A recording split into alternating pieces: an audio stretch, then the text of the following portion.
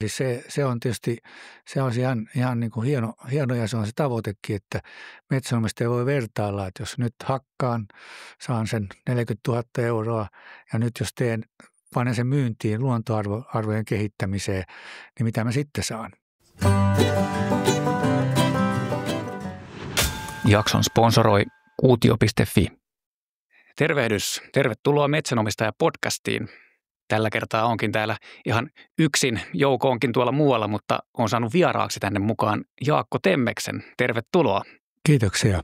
Sähän olet Jaakko kanssa tosi aktiivinen metsänomistaja, niin kerropas nyt vähän, että mistä sä oot aikanaan päätynyt metsänomistajaksi ja missä päin vaikutat?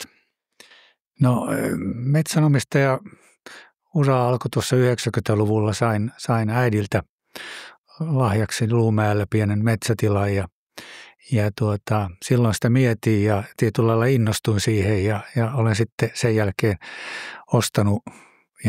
ostanut lisää metsätiloja ja alue on lähinnä Päijät-Häme, siis Asikkala, Heinola, Iitti-alueella, niin siellä on yksi pieni palsta Lohjalla, mutta pääosa on siellä Päijät-Hämeen alueella metsät. Eli aika kasvuisia maapohjia varmaan siellä suunnalla. Kasvuisia, hyvin kasvaa, tyypillisiä kuusen alueita, mutta myöskin aika semmoisia niin kuin maastollisesti välillä haastavia, eli aika pienimuotoisia kuvioita on helposti syntyy, jos antaa syntyä. Minkälaiseen pinta-alamäärään olet jo päätynyt tässä vuosien varrella siitä, kun olit sitten 90-luvulla lähtenyt liikkeelle? Että... No, mä sanon sen pyöreästi niin, että se on noin 10 kertaa keskiverto. No niin, kyllä, että puhutaan 100 hehtaareista silloin. Kyllä, joo. No siinähän sitä tekemistä riittää ja eikö se niin ollutkin, että sä siellä aika paljon viihdytkin itsekin metsän puolella? Kyllä, siis minä teen semmoisia, mitä tyypillisesti on metsänomistajan helppo tehdä ilman varsinaisia koneita, eli siis taimikonhoitoja, istutuksia, heinäystä, niin se on se semmoinen oikeastaan tyypillinen, mitä teen. Kevät ja syksy on se sesonki ja silloin olen paljon päiviä metsässä, että näin keskellä kesää kyllä olen enemmänkin niin kuin lomakantimissa. No sanopas, mitkä on ollut sun suuria oivalluksia ja oppeja metsänomistajana nyt, kun olet tässä muutaman vuosikymmenen sitä harjoitellut, että minkälaisia asioita erityisesti itse olet huomannut näissä omissa puuhissa? No, mitähän tuon sanoisi, ensinnäkin metsänomistajana, niin mun tyypillisesti niin tavoite on se, että metsät on hyväkuntoisia, on kasvullisia ja sitten siihen minusta liittyy hyväkuntoisuuteen se, että siellä myöskin nähdään luontoarvoja ja hoidetaan luontoarvoja. Eli se luontoarvojen hoito on osa metsätaloutta, ei ne ole niin kuin toisiaan poissulkevia, että luontoasiat helposti hoituu niillä kohteilla, joissa metsätalous ei ole niin kannattavaa. Niin minusta se on ollut semmoista tasapainoilua vähän, että on myöskin luontokohteita ja on metsätaloutta. Metsätalous on toki se pääasia ollut. No hyvin itse asiassa pohjustutkin vähän tähän meidän jaksoteemaan, toi luonnon arvo tuli mainittua tuolla ja Jaakkohan kertoi tuossa mulle aikaisemmin jo, että se on ehkä vähän hänen niin kuin lempilapsikin tämä niin kuin luonnonarvokauppa-teema ja tänään tullaan nyt puhumaan tarkemmin siitä ja voi olla monille kuulijoille ja katsojillekin semmoinen vähän kysymysmerkki, että mitä se luonnonarvokauppa tai mitä se niin kuin oikeastaan tarkoittaa, että onko sitä nyt määritelty, että jos puhutaan luonnonarvokauppamahdollisuuksista, niin mitä sillä oikeastaan niin kuin tarkoitetaan, että ehkä sä voisit vähän avata tätä teemaa, että miten sä itse tämän ymmärrät ja miten sitä on määritelty? No, tietysti sitä on helppo avata katsomalla, että mikä on tällä hetkellä mahdollista. Ja tällä hetkellähän yksi tyypillinen tapa on tämmöinen pysyvä metsäsuojelu. Eli tehdään suojelusopimus ja metsään ei sen jälkeen varsinaista metsähoitoa saa tehdä ja siitä saa kertakorvauksen ja se on niin sanotusti ikuisesti voimassa eli pysyvä. Ja toinen hyvä esimerkki on tietysti tämä määräaikainen ympäristötuki, tyypillisesti 10 vuoden määräaika ja siitä saa tavallaan sitä saamatta jääneestä puuston kasvusta, niin siitä saa sitten korvauksen sille 10 vuoden jaksolle. Niin ne on ihan konkreettisia esimerkkejä. Että se, mikä on hyvä huomata, on se, että siinä puhutaan yleensä aina suojelusta, eli ei tehdä mitään niin sanotusti. Ja korvaus yleensä lasketaan sitten siitä, miten kuvitellaan, että tämä metsätalouden puoli jää tuottamatta niiltä osin. Niin se on ollut se tavallaan se nykyinen malli, vallitseva malli. Ja minulla on metsäkohteita on 2 ja 1 tämmöinen ympäristötukikohde. Ja ne on sinänsä ihan toimivia ratkaisuja, mutta että toki näen, että se luonnonarvokauppa, niin se pitää aika paljon monipuolistua ja laajentua ja sen prosessit pitää saada vähän selkeämmiksi. Se on selvä tarve siinä. No jos ajatellaan näitä nykyisiä ratkaisuja, eli tämä metso- ja ympäristötukikohde, niin sulla oli molempia, niin minkä takia oli molempia, eikä vaan esimerkiksi toisia? Että oliko sulla tavallaan tämä ympäristötukikohde semmoinen, mikä erityisesti tuntuu jotenkin paremmalta tehdä se määräajaksi? No tietysti mä uskon, että sekä minä että muutkin metsäomistajat, niin se kynnys lähteä tuommoiseen on alhaisempi, jos se on määräaikainen. Sen pysyvä on aina vähän sellainen, että siinä niin kuin rajataan tulevat omistajat ulos ja raha saadaan nyt, niin se on pikkusen sellainen, että sitä niin kuin pistää miettimään, että määräaikainen tässä mielessä on niin kuin kynnys on alhaisempi mennä siihen mukaan. Toinen syy tähän määräaikaiseen suojeluun minun tapauksessa oli se, että se on kohde, missä on liito-oravia havaittu ja haluan tavallaan niin kuin nyt 10 vuoden aikana nähdä, että vieläkö niitä siellä on ja miten ne siellä pärjää ja sen jälkeen tavallaan voi tehdä uuden päätöksen siitä, että mitä siellä on tehtävissä. Eli tavallaan ostetaan aikaa. Samalla tavalla voi ostaa tietysti aikaa metsänomistajaa, että kun odottaa sitä, että luonnonarvokauppa lähtee mahtavaan nousuun, niin kuin minusta sen pitäisi lähteä, niin siinä voi ostaa 10 vuoden lisäajan. Jos on hyvä kohde, niin 10 vuoden suojelu ja sitten 10 vuoden päästä katsoa, että mikä on tilanne markkinoilla, että jokohan saisi fiksumpiakin sopimuksia aikaiseksi. No, mihin tämä on nyt menossa, että mitä mahdollisuuksia sinne voisi tulla, että jos ajatellaan näiden 2 jo mainitun asian rinnalle, sehän on kuitenkin niin, että Metso-ohjelmaan on ymmärtääkseni tulossa jotain jatkoa, tai siitä on ainakin ollut niin kuin julkisuudessa keskustelua, ja varmaan tämä ympäristötukisopimuspuolikin, eikö se siihenkin varmaan ehkä jatkoa lienee tulossa tai näin? Tämä on tietysti arvaus, mutta näin mä kuvittelen, että sehän on ollut nyt hyvin suosittu ja nyt on vähän byrokratialla on ongelmia suorastaan niin kuin myöntää tai tehdä päätöksiä, mutta että määrärahoja on aika paljon ja hakemuksia on paljon, eli oletan, että se myöskin jatkuu sitten tulevina vuosina. Mutta mitä muuta näiden rinnalle voisi tulla sitten?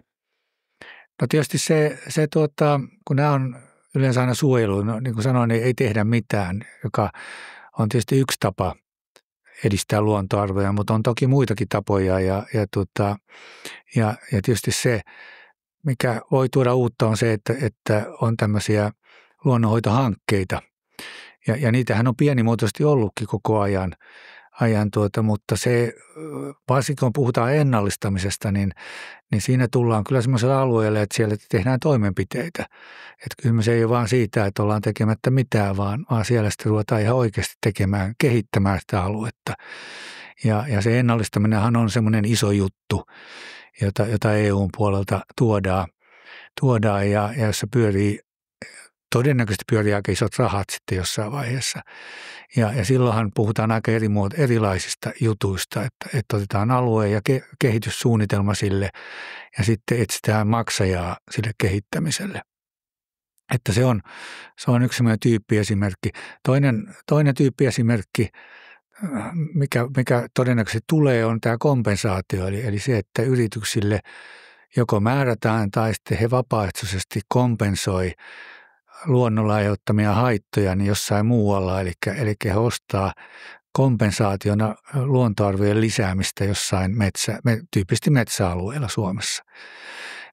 Eli tämä ennallistaminen ja tämä kompensaatiokauppa, niin ne on niitä semmoisia isoja tulevaisuuden avauksia, joihin uskon, että niistä tulee ihan mielenkiintoisia uusia kauppatapoja tähän luonnonarvokauppaan. Ja ennen kaikkea tulee uutta rahoitusta, kun valtionrahoitushan on huomattavan pieni. Enkä usko, että se jatkossa sen rooli kasvaa siitä yhtään, pikemminkin päinvastoin. Niin kyllä se voisi sanoa yksityinen raha on tässä avainasemassa, että päästään niin kuin isompiin, merkittävämpiin volyymeihin kuin mitä tällä hetkellä on. No pitäisikö yksittäisten metsänomistajien sitten kysellä yrityksiltä, että haluatteko nyt sitten kompensaatiota mun metsistä jollain tavalla vai luuletko, että tähän syntyy jotain tämmöisiä järjestelmällisiäkin ratkaisuja sitten? No, tästä on tietysti mielenkiintoisia tämmöisiä, niin voisi sanoa prototyyppejä on ollut. MTKhan julkaisi useampi vuosi sitten tämän kauppapaikan, mihin voi hyvin vapaamuotoisesti esittää, että minulla on tämmöinen hyvä kohde, jolla mä voisin tehdä tätä ja tätä, niin kiinnostaako? Ja se vaan, että tämä on kovin vielä, voisi sanoa niin kuin jäsentymätöntä. Ja niin kuin metsänomistajakin, niin tämähän tarkoittaa vasta, että se on pelin avaus ja sitten pitäisi ruveta neuvottelemaan tosissaan ja sitten ihmetellään, että mikä se sopimus on ja mitä maksaa. Eli tässä niin välttämättä tarvitaan sitä semmoista prosessien ja sopimusmallien kehittämistä ja sitä toki tehdään koko ajan, mutta se ei vielä ole kovin kirkasta. Mä toivon, että 2 vuoden päästä ollaan jo aika paljon pitemmällä ja toki EU:n puolella sitten on ja myöskin Suomessa on kehitetty näitä tavallaan, että siirrytään siitä, että metsänomistajille korvataan metsätalouden menetyksiä, niin siirrytään siihen, että maksetaan luontoarvojen parannuksista. Ja sehän on kokonaan sitten oma maailmansa. Ja sitten puhutaan luonnonarvohehtaareista, on koetettu löytää semmoinen yhteinen mittari, jolle voitaisiin saada sitten rahallinen arvo. Ja viranomaisvahvistus, jotta firmatkin uskoo, että tämä on ihan oikea juttu. Niin se on tällä hetkellä todella kuuma alue ja siinä tapahtuu paljon toivottavasti se niin kuin etenee ne tapahtumat eikä niin, että se hajoaa niin kuin joskus.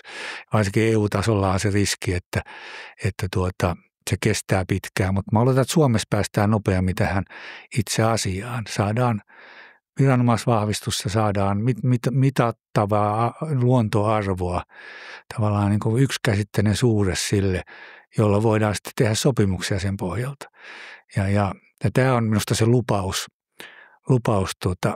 ja toivon mukaan tätä kautta tulee sekä mekanismit että sitten rahaa aika paljon lisää peliin. Luuletko, että tämä tulee olemaan jonkinlainen yhdistelmä niin kuin julkisen ja yksityisen puolen toiminnasta vai syntyykö tähän ihan yksityistä toimintaa rinnalla? Eli tarkoitan sitä, että jos tulee joku tämmöinen metsäalan läpileikkaava kauppapaikka esimerkiksi, niin se voisin kuvitella, että viranomaisten tai julkisten toimijoiden mukanaolo tuo siihen tiettyä niin kuin uskottavuutta ja sitten taas ehkä yksityiseltä puolelta voidaan saada jonkinlaista ketteryyttä siihen. Tässä vaan ääneen pohdiskelen, että miltähän se 10 vuoden kuluttua voisi näyttää metsänomistajan näkökulmasta, että mistä niitä sitten todennettuja luontoarvoja voisi sitten ehkä välittää, jos niitä omalla metsätilalla on ja miten se voisi tapahtua käytännössä. Joo, tämä on ihan hyvä, vähän samantyyppistä mallia on pyöritetty nyt ajatuksen tasolla siitä, että meillä on olemassa metsäsäätiömaksu, joka on vapaaehtoinen ja metsänomistaja, jos laittaa rahaa, niin sitten myöskin metsäteollisuus eli puun ostajat laittaa vastaavasti rahaa siihen. Ja sillä on toistaiseksi tehty lähinnä menekin edistämistä ja tätä niin kuin voisi sanoa imagon kehittämistä, mutta aivan samantyyppinen malli voisi toimia myöskin, tämmöinen vähän niin kuin säätiöpohjainen malli voisi toimia luontoarvojen edistämisessä, että metsänomistaja panee sen euronsa tai 10 euroa tai mitä laittaa. Metsäteollisuus laittaa saman verran sitten mahdollisesti valtio laittaa siihen jotain. Ja sillä tehtäisiin sitten tätä, voisi sanoa niin kuin luonnonarvojen kehittämistä ja parantamista. Niin sehän on hyvin samantyyppinen malli. Ja tämä on nyt ihan vain ajatuksen tasolla, että tämä en tiedä, miten se tästä etenisi. Mutta muutenkin olen huomannut, että tämmöisiä säätiöpohjaisia ratkaisuja haetaan, missä joko ostetaan maa-alueita kehitettäväksi ja myydään ne sitten luonnonarvokaupassa. Että yleensähän yritykset eivät halua ostaa metsää, vaan haluavat tavallaan niin kuin kompensaationa niin ostaa luontoarvoja. Ja siihen tarvitaan se välittäjä väliin, joka tekee sitä. Että tämä avaa kyllä hyvin monenlaisia sekä yhteistyömuotoja että niin kuin tämmöisiä välitysfirmoja tai toimintaa. Ja siinä on ihan oikeassa, että jos siinä on esimerkiksi valtio mukana tai esimerkiksi ely-keskuksen muodossa, niin sehän tekee sitä uskottavuutta. Eli jos he lyö leiman siihen, että tämä on hyvä juttu, niin silloin firmojen on helpompi lähteä siihen mukaan. Että jos se on kuka tahansa, joka sanoo, että tämä on hyvä juttu, niin firmat hyvin harvoin lähtee sellaiseen mukaan. Ne vaatii sen uskottavan kolmannen osapuolen, joka lyö sen leiman siihen alle. Ja se voisi olla valtio tai se voi olla tämmöinen auktorisoitu ulkopuolinen taho.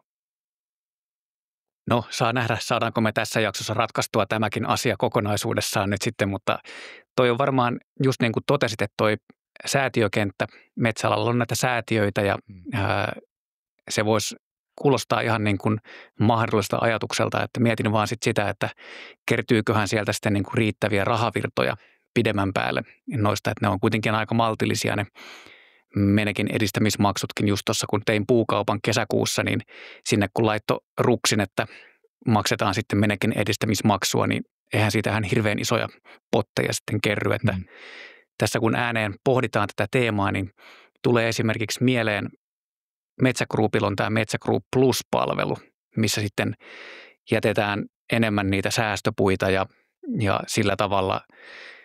sillä tavalla ehkä niin kuin tuotetaan niitä luontoarvoja ja siitä sitten metsänomistaja saa korvauksen, niin ehkä metsäteollisuudella voi olla myös tämmöisiä omia tapoja sitten tuottaa pikkasen tulovirtaa metsänomistajille, jotka tekevät puukauppaa, niin ehkä sen rinnalla voi sitten tapahtua jotain, mutta mietin tässä sitäkin, että jos mulla olisi vaikka metsänomistajana puukauppatilanne, mä olisin tehnyt jonkun leimikon ja mä tietäisin, että mulla olisi vaikka jotkut kuviot, mitkä vois sisältää semmoisia luontoarvoja, minne ei ole haettu tämmöisiä niin kuin viranomaismetsoa tai ympäristötukisopimusta, niin ehkä tulevaisuudessa metsäteollisuuskin voisi toimia tämmöisenä niin kuin välittäjänä, että he voisivat sitten vaikka korvamerkitä sieltä, että hei, että metsänomistajat, sullahan on tämmöisiä kuvioita täällä, että jos metsäteollisuus sitten on mukana tämmöisessä jonkinlaisessa alustassa, mikä välittää sitten näitä luontoarvoja, niin se voisi toimia myös tämmöisenä niin kuin tulovirtana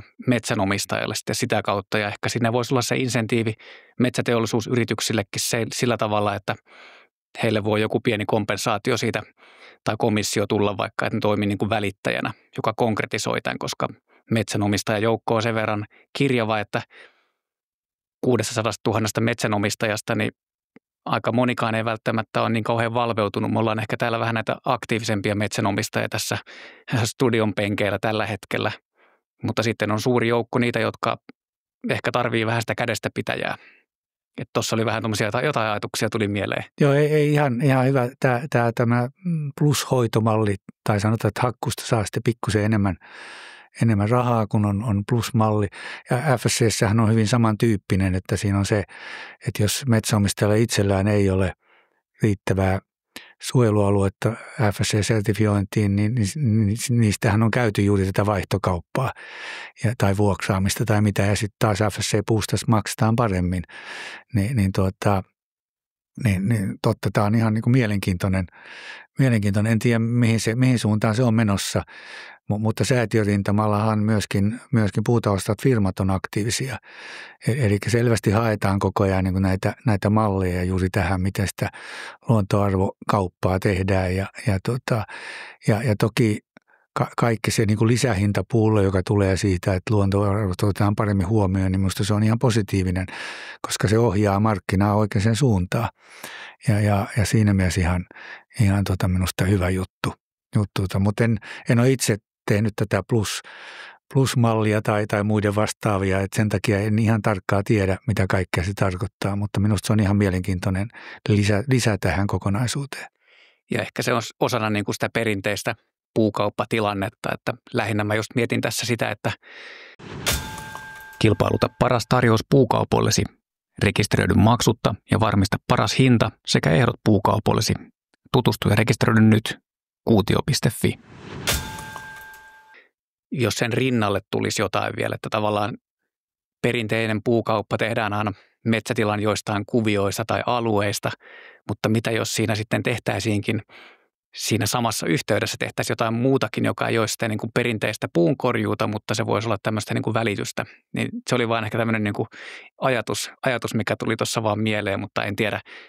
Nämä nyt on tämmöisiä raakeleita, mitä voi helposti heittää ilmoille. No niin, joo. Ihan samalla tavalla ajatellaan, että hakkuun yhteydessä tehdään myöskin hoitoa, luonnonarvojen hoitoa jollakin toisella alueella. Juu. Niin ainakin niin minä tekisin, jos pitäisi tehdä, että koittaisin saada sinne niin kuin monenlaista toimintaa yhtä aikaa. Mutta samalla lailla tämä on ihan vaan tämmöinen, että ving, tuli mieleen. Kyllä. No tuossa kesällä tuli uutinen, että Koneen säätiö ja metsän puolella hanke, mikä ehkä monille metsänomistajille on näkynyt sillä tavalla uutisoinnissa, että monesti ne on aika paljon tämmöisiä niin kuin taiteellisia hankkeita tai jotain ehkä tieteellisiä hankkeita ja ehkä vähän ollut sinne niin kuin suojeluteemoihin kallellaan, niin nyt sieltä oli tullut tämmöinen hankerahoitus tähän luonnonarvokauppateemaan. Niin eikö se ollut niin, että säkin olit siellä metsänhoitoyhdistyksen puolella vähän tällaisessa teemassa mukana nyt sitten, että siihen on tämmöinen jonkinlainen muutaman vuoden hanke käynnistymässä? Kyllä ja rahoitus on aika iso ja perustiedothan löytyy sieltä Metsän puolella hankkeen sivuilta ja pidän sitä erittäin niin kuin mielenkiintoisena ja hyvänä. Ja siinähän on semmoinen kuvio, että siinä on meidän metsähoitoyhdistys eli Päijät-Hämeen metsähoitoyhdistys, joka fuusioituu tässä vuodenvaihteessa isommaksi Kanta-Hämeen ja Uudenmaan suuntaan. Ja se alkaa nyt se hanke ja sitten siinä on MTK:lla on aika iso rooli, koska heillähän on tämä itse kauppapaikka hallinnassa ja he on enemmän sitten kehittää juuri tätä luonnonarvohehtaarin laskentaa ja analyysiä. Ja se meidän eli metsähoitoyhdistyksen rooli siinä on sitten pikemminkin tämä keskitytään enemmän siihen miten niin kuin luonnonarvosuunnitelmia tehdään, miten tehdään luonnonarvon myyntisuunnitelma ja miten se saadaan markkinapaikalle. Eli se on minusta tärkeää tavallaan saada se prosessi selkeästi hallintaa. Että kun nykyinen metsäsuunnitelmahan puhuu lähinnä puustosuureista, maapohjasta. Se sisältää hyvin vähän tietoa itse asiassa niin kuin luontoarvoista. Saati sitten, että siinä olisi ehdotuksia luontoarvojen kehittämisestä. Niin nyt halutaan niin kuin tavallaan viedä sitä kovasti siihen luontoarvojen suuntaan, jotta päästäisiin siihen, että meillä on esittää hyvä luonnonarvon myyntisuunnitelma, joka voidaan sitten panna yleiseen myyntiin. Ja siinä tulee vastaan juuri nämä luonnonarvohehtaarit, että siinä tulee vastaan kaikki tämä, mitä odotetaan kuin kuuta nousevaa tällä hetkellä, joka kieltämättä olisi aika hyvä juttu, jos se saadaan kohtuudella toimimaan. Eli kuulostaa vähän siltä, että perinteisten metsäsuunnitelmien tekijöille tulee hieman lisää pätevyysvaatimuksia. Onko näin? No tulee tai sitten tämä tehdään erikseen tavallaan, että se ainakin näin alkajaksi todennäköisesti tehdään erikseen, niin että meillä on luonnonarvosuunnitelma, jossa on kartoitettu luonnonarvot ja tehdään toimenpide-ehdotukset ja siitä tehdään sitten luonnonarvon myyntisuunnitelma. Mutta kieltämättä, mutta tämähän on vaan tavallaan niin kuin hyvä asia, että metsä näkyy monipuolisemmin myöskin papereilla tai näissä suunnitelmissa. Se on minusta ihan sinänsä hyvä asia ja sitä on kovasti kaivattukin, että tulisi jotain luontoindikaattoreita niin paremmin metsäsuunnitelmaan mukaan. Mitä sä itse luulet nyt? Hanke taitaa olla vasta alkutekijöissään, mutta miten sä luulet, että se tulee tästä niin kuin konkretisoitumaan ja minkälaisia ajatuksia sulla itsellä on jo tällä hetkellä tuohon esimerkiksi suunnitelman luomiseen? No siis minullahan on varmaan 2 aluetta, jotka on ollut sellaisia tyypillinen metsänomistajapähkäily, että hakkaako vai niin kuin kehittääkö luontoarvoja, jossa on paljon luontoarvoja. Ja jotenkin minusta tuntuu, että se menettely, että se kaikki pois ja mätästetään, istutetaan kuuselle, niin joissain kohteissa niin se on vähän liian tylyä. Niin siinä niitä tavallaan niin kuin odotan kovasti, että niiden osalta saataisiin tämä prosessi vietyä läpi ja saataisiin siitä semmoinen myyntikuvaus. Sitten voitaisiin testata, että voiko tuommoisella saada sitten tuloja ihan oikeasti muutenkin kuin hakkaamalla puut pois. Ja se on minulle niin kuin tavallaan semmoinen hyvä case tässä, mitä haluan katsoa ja haluan nähdä, miten se onnistuu. Että siinä tapauksessa yksi semmoinen selkeä nykyajan ongelma on se, että siinä on monen tyyppistä. Siinä on vanhaa metsää, eri rakenteista metsää, siinä on tulvametsää. Ja kun selvittelin tavallaan niin kuin suojelurahoitusta, niin jouduin monelle luukulle. Eli on useita luukkuja. Yksi lupaa tehdä jotain sille tulvametsälle, yksi vanhalle metsälle, yksi lupaa tykkää eri rakenteista. Ja kaikilla on eri sopimusajat ja eri sopimuskäytännöt ja eri paperit. Ja mä toivon, että siitä päästään nyt siihen, että meillä on yksi myyntisuunnitelma ja siihen pääsee kiinni sitten kaikki halukkaat, jotka niin kuin etsii tämän tyyppisiä ratkaisuja. Se varmasti kyllä vähentäisi sitä byrokratiaa ainakin näin metsänomistajan näkökulmasta. Kyllä joo, se on se, mihin minä niin kuin pistän toivoni, että se puoli saadaan, niin kuin minä puhun aina prosessit saadaan kuntoon ja selkeäksi, niin että ei tarvitse soitella sinne ja tänne ja tonne ja tuskastua välillä. Metsäsuunnitelmassa monesti näkyy tämmöinen jonkinlainen kassavirta-laskelma, että mitä siinä seuraavan 10 vuoden aikana tulisi näkymään, niin olisiko se sitten niin, että tulevaisuudessa voisi näkyä sitten just ne alueet, missä ehkä sitä puuta myydään ja sitten siinä näkyisi myös sitten näitä luontoarvopotentiaaleja, että jos näitä sitten solmisi jonkinlaisia sopimuksia näistä, niin tässä on ehkä arvio, että tämän verran voisi vaikka tulla tuloja sieltä sitten. Joo, toivotaan siis. Se on tietysti se on ihan niin kuin hieno ja se on se tavoitekin, että metsänomistaja voi vertailla, että jos nyt hakkaan, saan sen 40 000 euroa ja nyt jos panen sen myyntiin luontoarvojen kehittämiseen, niin mitä mä sitten saan?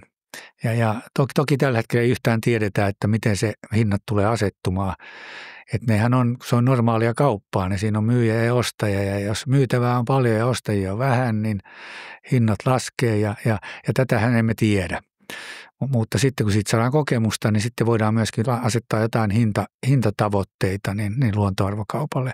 Ja sitten päästään kiinni siihen, että voidaan vertailla, että puukauppa, luontoarvokauppa. Sanoppas vielä siitä luonnonarvohehtaarista. Se oli terminä semmoinen, mikä tuossa tuli esille ja varmaan monille kuulijoille ja katsojille se voi olla vähän semmoinen, että mitä sillä oikein niin kuin tarkoitetaan? No nyt, miten sanoit, kysyt vaikeaa. Miten se luonnonarvohehtaari oikeasti määritellään? Siinä on monta niin kuin tekijää tai kriteeriä, indikaattoria, mitä tietyllä kaavalla yhdistellään. Ja näitä perinteisiähän on järeät lahopuut ja vanha metsä, eri-ikäisyys, ne on nyt ne, mitkä helposti heti tulee mieleen. Mutta se on itse asiassa aika niistä on kovasti väännetty ja se on aika keskeneräinen minusta vielä. Sitä löytyy, on tämä ihan mielenkiintoinen prototyyppi, on tämä metsänarvopalvelu, jonne voi oman metsätilansa tiedot laittaa ja sitten se arvioi karkeasti, että onko siellä luontoarvoja. Niin siinähän taustalla on näitä kriteerejä niiltä osin, kuin mitä julkisesta metsävaratiedosta niihin päästään kiinni. Ja suosittelen, jos kiinnostaa, että mikä on luonnonarvohehtaari, niin voi lukea sieltä metsäarvopalvelun dokumenteista, että mikä siinä on taustalla, mitä siellä on taustalla, niin siitä pääsee eteenpäin ainakin asiassa. Luuletko, että tässä niin kuin luonnonarvokauppateemassa niin tuli sitten sellaisia kohteita myös tarjolle metsänomistajien metsätiloilta, jotka ehkä ei ihan läpäise vaikka jotain metsokriteeristöä tai määräaikaista ympäristötukikriteeristöä, mutta voi olla kuitenkin niin kuin selkeästi, että siellä voi olla ehkä niin kuin potentiaalia tällaiselle niin kuin alueelle, mitä ehkä sitten kannattaisi vaalia. Lähinnä mä tarkoitan sitä, että monestihan se näissä nykyisissä ratkaisuissa on sellainen, että jos alueella on tehty jotain metsätaloustoimia, niin silloin se usein vähän niin kuin, että että tätä ei nyt oikeastaan voi niin kuin ottaa enää tähän metso-ohjelman mukaan tai määräaikaiseen ympäristötukiohjelmaan mukaan. Että mä kerron niin kuin esimerkin, että mulla on esimerkiksi sellaista aluetta, missä on aika vanhaa puustoa, että siellä on paljon semmoisia niin kuin 100-200 vuoden ikäistä mäntyä, mutta se on aikanaan 12 vuotta sitten harvennettu. Eli siellä on tehty käyty vähän semmoisia kuivempia kuusia poistamassa siltä alueelta ja siellä nyt tällä hetkellä on paljon vanhaa mäntyä ja vähän kelojakin tullut ja muuta. Mutta mä luulen, että se ei ihan täyttäisi näitä kriteeristöjä, millä nykyisin sitten voisi hakea Metso-ohjelmaan tai sitten määräaikaista ympäristönsuojelusopimusta. Niin luuletko sä, että tämmöisellä niin kuin luonnonarvo kauppapaikalla sitten se voisi se rima laskea ja sillä tavalla sitten metsänomistajille ehkä tulisi kannusteita myös tutkia, että löytyykö sieltä omalta tilalta sellaisia kohteita, mitkä tarjoaa sitä niin kuin vaihtoehtoisen väylän, sen perinteisen puukauppa-vaihtoehdon rinnalle. Kyllä tämä on hyvä kysymys ja tässähän luonnonsuojelulaki nyt uudistettiin, niin sinne tuli nyt sitten mukaan tämä ekologinen kompensaatio ja ainakin miten minä olen sitä lukenut, niin siellä on aika vahvana teemana juuri se niin kuin kehittäminen, tämä potentiaali.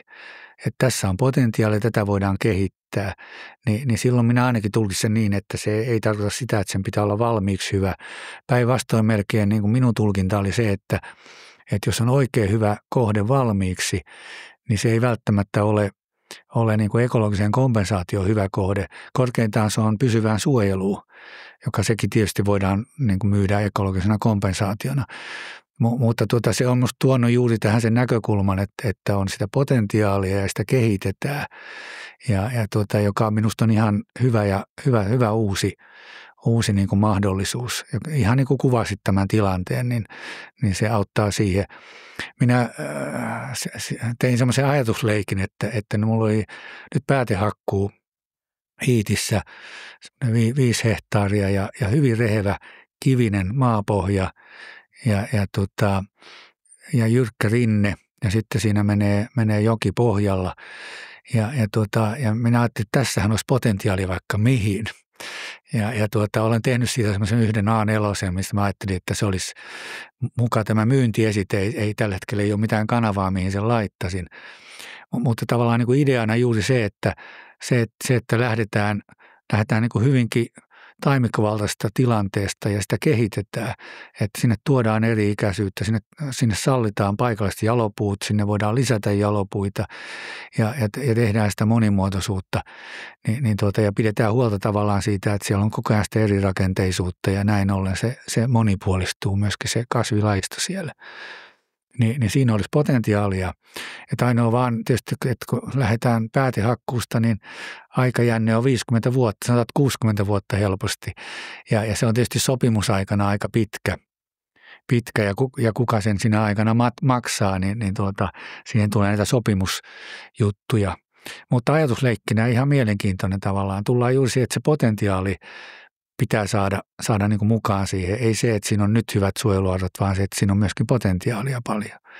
Että ihan toivon mukaan tämä kehittyy, tämä ekologinen kompensaatio juuri siihen suuntaan, että siinä on pitkät aikajänteet ja voidaan systemaattisesti kehittää ja hyödyntää sitä potentiaalia.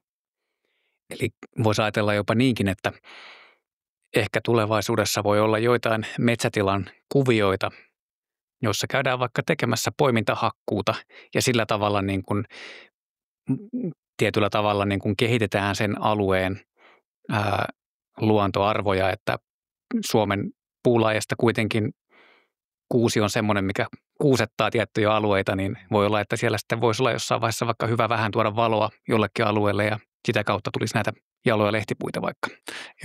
Joo, tämä on lehdossa tyypillisesti se kuusihan on se ongelma ja kuusta vähentämällä, niin ne on ihan hyviä toimenpiteitä.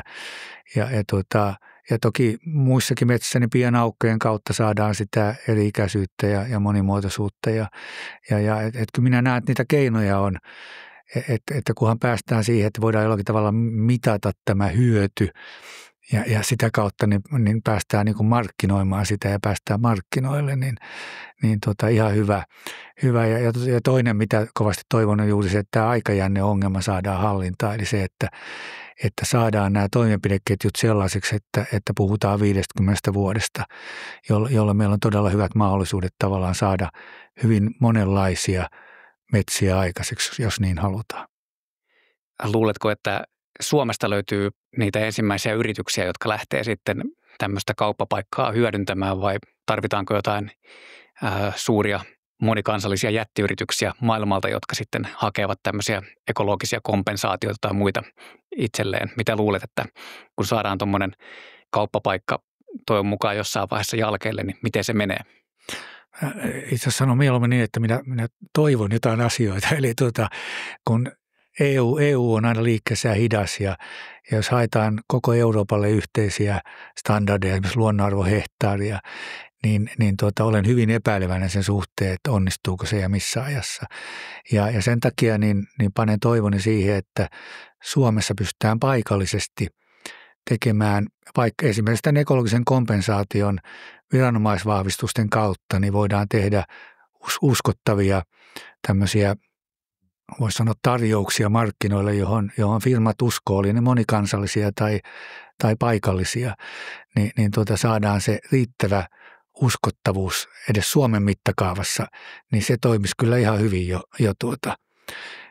ja tarviiko sen aina olla viranomaisvahvistus, niin se on sitten hyvä kysymys. Jossain tapauksessa tarvii, mutta esimerkiksi Luonnonperintösäätiö, mikä on nyt 30 vuotta tehnyt töitä suojelun eteen, niin heillehän yksityiset ihmiset voivat lahjoittaa rahaa ja tämähän perustuu siihen luottamukseen, että heihin luotetaan, että he löytää hyvät kohteet ja käyttää rahat viisaasti. Eli se luottamus voi olla myöskin sen kaltaista, että luotetaan tiettyyn tahoon ja uskotaan, että ne toimii viisaasti ja oikein. Et ei sen aina tarvitse olla se, että siihen tarvitaan se viranomainen, joka 2 vuotta pähkäilee ja lyö 3 leimaa, vaan kyllä se voi olla kevyempikin tapa millä se syntyy. No, ollaan toiveikkaita tuosta. Tuli vielä mieleen toi, itsekin kun olen metsätiloja hankkinut ostamalla, niin metsävähennysteema on tuttu, niin kuin sullekin varmasti, kun olet hankkinut. Luuletko niin, että no, tämä nyt on vaan tämmöistä niin kuin taas ääneen pohdiskelua, mutta jos tulee tämmöisiä niin kuin luonnonarvo, että sieltä rupeaa tulemaan tuloa, niin kai se metsävähennys edelleen on semmoinen, että sä voit metsävähennystä hyödyntää siihenkin sitten, kun se on tuloa, mikä tulee sieltä metsästä kuitenkin. Voi kun voisin luvata tämän, mutta en voi. Eli se sinänsä minusta ajatuksena ihan hyvä, että kun sen tilan on ostanut, niin on maksanut niistä asioista, mitä siellä tilalla on. Ja yksi on sitten se, että jos siellä on paljon luonnonarvoja, joilla on markkina-arvo, niin silloinhan niistäkin on joutunut maksamaan. Ja samalla logiikalla tietysti niin metsävähennyksen pitäisi sopia niihin tuloihin, mutta se, että onnistuuko se ja mitä tapahtuu, niin en osaa sanoa. Eli saatiin vähän tämmöistä poliittistakin painetta myös tähän jaksoon jollain tavalla, että se lainsäätäjän täytyy sitten tämä hoitaa kuntoon jossain vaiheessa. Katsotaan, miten käy, joo. Tiivistäpä vielä nyt sitten tähän loppuun, että mitä teillä nyt tulee tapahtumaan tässä seuraavan 2-3 vuoden aikana? Kauanko se teidän projekti kestää siis? Se kestää 2,5, vajaa 3 vuotta. Ja siinä nimenomaan käydään läpi tätä meidän niin kuin yhdistyksen puolella käydään tätä luonnonarvosuunnitelmaa, ideaa, testataan käytännössä eri esimerkkeillä ja sitten testataan tätä luonnonarvon myyntisuunnitelmaa ajatusta siihen perään ja toivon mukaan testataan sitä samalla myöskin sitä MTK:n puolella olevaa markkinapaikkaa ihan samalla tavalla. Ja tietysti tämä, että miten saadaan niin kuin luonnonarvot selville tilalle, niin sehän on semmoinen ihan mielenkiintoinen kysymys ja kyllä siinä myöskin testataan tekoälymahdollisuuksia, miten eri aineistoista yhdistelemällä saataisiin vähennettyä sitä jalkatyötä. Jalkatyötä varmaan jonkin verran tarvitaan, mutta se, että saataisiin perusasiat ihan niin kuin voisi sanoa ohjelmallisesti eri pohjakartoista ja sitten jalkatyö olisi enemmän tiettyjen asioiden tarkistamista.